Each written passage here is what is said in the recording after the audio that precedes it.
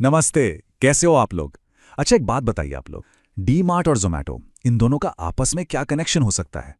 मतलब सोचिए, एक तरफ है इंडिया का सबसे सफल, सबसे सस्ता वैल्यू फॉर मनी वाला सुपरमार्केट, और दूसरी तरफ 10 मिनट में आपके दरवाजे पे सामान पहुंचाने वाला एक high speed tech giant.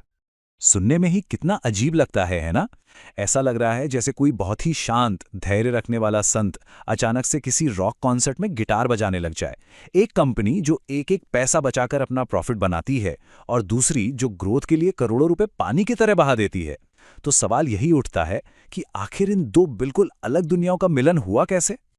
Okay, तो चलिए इस दिलचस्प कहानी की गहराई में उतरने से पहले द फाइनेंस वायर को सब्सक्राइब जरूर करिए, क्योंकि हम इसी तरह हर रोज आपको बाजार की हर हलचल से जागरूक करते रहते हैं।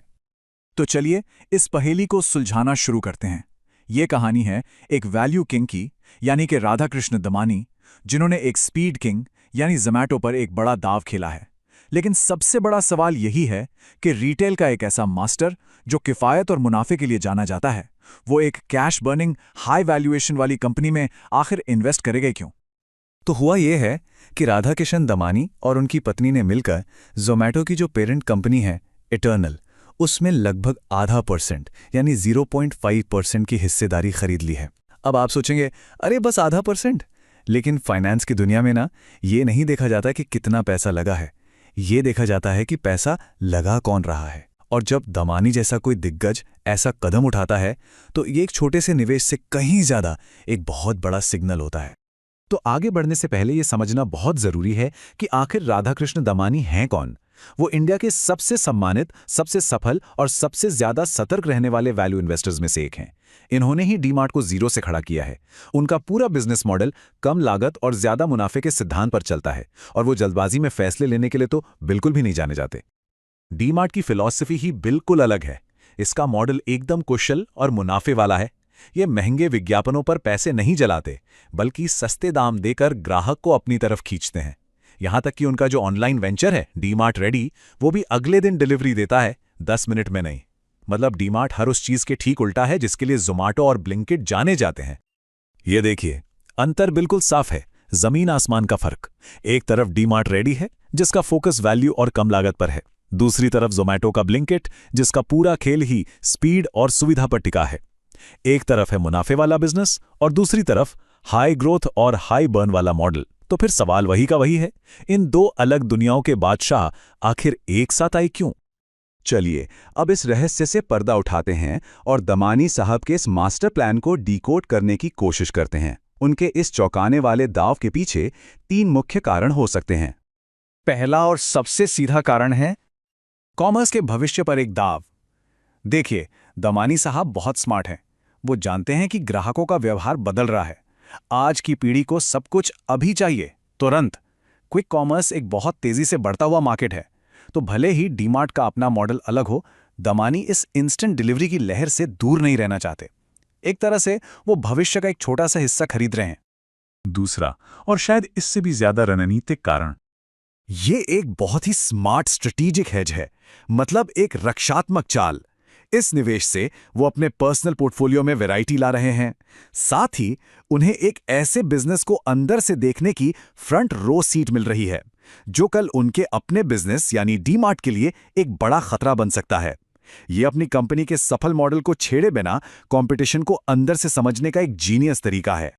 और तीसरा कारण, वो मार्केट पर दमाने के अपने प्रभाव से जुड़ा है। देखिए, जब राधाकिशन दमानी जैसा कोई निवेशक किसी कंपनी में पैसा लगाता है ना, तो वो उस कंपनी के लिए एक बहुत बड़ा स्टैंप ऑफ अप्रूवल यानी भरोसे की मुहर बन जाता है। ये पूरे बाजार को एक सिग्नल देता है कि भाई इस कंपनी में कुछ तो दम है। उनका नाम जुड़ने से दूसरे बड़े बड़े निवेशक भी इटर्नल यानी जोमैटो और ब्लिंकिट की ग्रोथ को लेके और ज्यादा कॉन्फिडेंट हो जाते हैं। तो हमने ये तो समझ लिया कि दमानी साहब ने निवेश क्यों किया होगा, पर अब असली सवाल ये है कि क्या जोमैटो की पेरेंट कंपनी इटर्नल वाकई में एक अच्छा इन्वेस्टमेंट है? क्या ये भविष्य का अगला मल्टी बैगर बन सकता है? और यहीं पर एंट्री होती है कमरे में मौजूद सबसे बड़े हाथी की, इसका आसमान छूता हुआ वैल्यूएशन। ये वो सवाल है जो आज हर निवेशक के दिमाग में घूम रहा है। लगभग 1000 का पीई रेशियो। जी हां, आपने सही सुना, 1000। पीई रेशियो हमें ये बताता है कि कोई कंपनी अपनी कमाई के मुकाबले कितनी ज्यादा महंगी है। और 1000 के पीई का मतलब है कि मार्केट इससे किसी चमत्कार की उम्मीद कर रहा है, एकदम परफेक्ट एग्जीक्यूशन और जबरदस्त ग्रोथ। इसमें रिस्क बहुत ज्यादा है, लेकिन अगर कंपनी सफल होती है तो रिवॉर्ड भी उतना ही बड़ा हो सकता है। तो चलिए सिक्के के दोनों पहलुओं को देखते हैं।